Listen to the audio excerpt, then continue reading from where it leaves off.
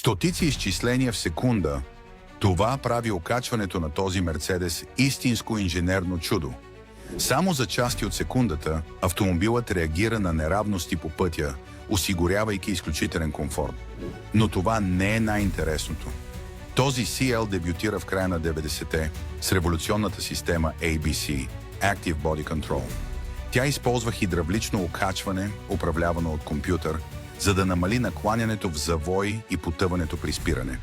Представете си 306 конски сили и мощен 8-цилиндров двигател, комбинирани с комфорт, който до тогава беше немислим. Но защо инженерите на Мерцедес влагат толкова усилия в това окачване? Има още нещо, което малко хора знаят. Тази система му позволява да се движи стабилно, дори при висока скорост и резки маневри. Много конкуренти по-късно разработват подобни технологии, но ABC остава една от най-напредналите системи за времето си. Окачването му се настройва стотици пъти в секунда и се превръща в еталон за луксозни купета.